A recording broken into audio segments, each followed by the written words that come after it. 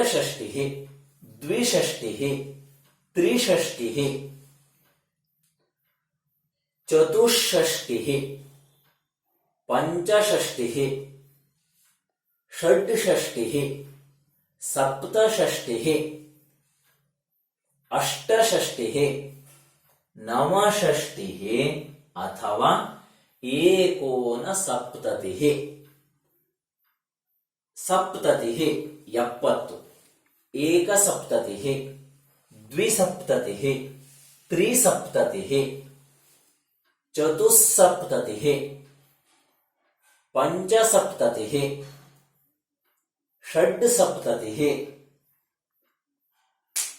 ಸಪ್ತಸಪ್ತತಿಃ ಅಷ್ಟಸಪ್ತತಿಃ ನವಸಪ್ತತಿಃ ಅಥವಾ ಏಕೋನ ಅಶೀತಿಃ 79, ಅಶೀತಿಃ 80, ಏಕಾಶೀತಿಃ ದ್ವ್ಯಶೀತಿಃ ತ್ರ್ಯಶೀತಿಃ ಚತುರಶೀತಿಃ ಪಂಚಾಶೀತಿಃ ಷಡ್ಶೀತಿಃ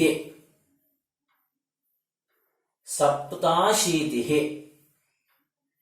ಅಷ್ಟಾಶೀತಿಃ ನವಾಶೀತಿಃ ಅಥವಾ ಏಕೋನನವತಿಃ 89, ನವತಿಃ 90, ಏಕನವತಿಃ ದ್ವಿನವತಿಃ ತ್ರಿನವತಿಃ ಚತುರ್ನವತಿಃ ಪಂಚನವತಿಃ ಷಡ್ನವತಿಃ ಅಥವಾ ಷಡ್ನವತಿಃ ಅಂತಲೂ ಹೇಳಬಹುದು. ಸಪ್ತನವತಿಃ ಅಷ್ಟನವತಿಃ ನವನವತಿಃ 99 ಅಥವಾ ಏಕೋನ ಶತಂ 100. ಗಮನಿಸಿದ್ರಿ?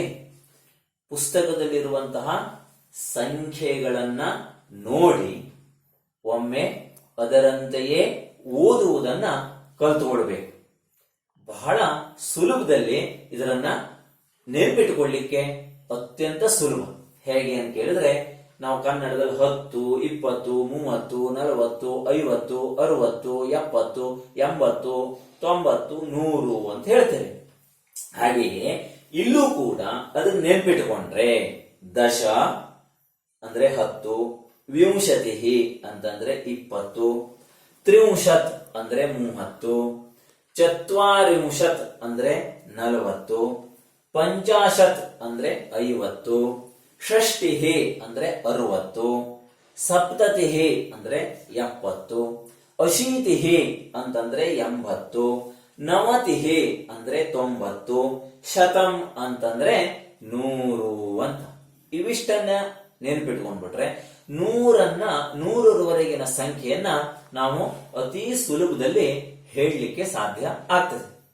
ಹಾಗಾಗಿ ಅದಕ್ಕೆ ಇಲ್ಲಿ ಒಂದು ವಿಶೇಷತೆಯನ್ನ ನೀವು ಗಮನಿಸ್ಕೊಳ್ಬೇಕು.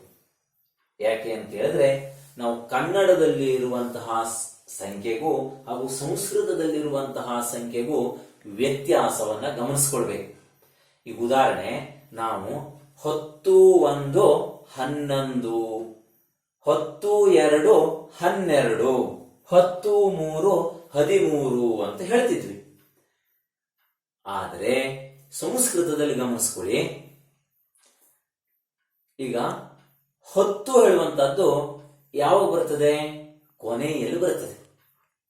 ಇಲ್ಲಿ ನಾವು ಕನ್ನಡದಲ್ಲಿ ಏನ್ ಮಾಡ್ತಿದ್ವಿ?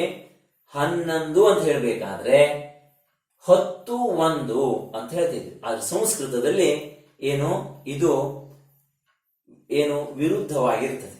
ಅಂತಂದ್ರೆ ಏಕಾದಶ 1 10 ಅಂತ ಆಗ್ತದೆ. ದ್ವಾದಶ 2 10 ಅಂತ ಆಗ್ತದೆ. ಇವಿಷ್ಟನ್ನ ನೀವು ಸಂಖ್ಯೆಯಲ್ಲಿ ಸಂಸ್ಕೃತದ ಸಂಖ್ಯೆ ಈ ರೀತಿ ಇದೆ. ಉದಾಹರಣೆ, 50 ಹೇಳುವದಕ್ಕೆ ಪಂಚಾಶತ್ ಅಂತ ಹೇಳ್ತೇವೆ. ನಾವು ಕನ್ನಡದಲ್ಲಿ ಹೇಗೆ ಹೇಳ್ತೇವೆ?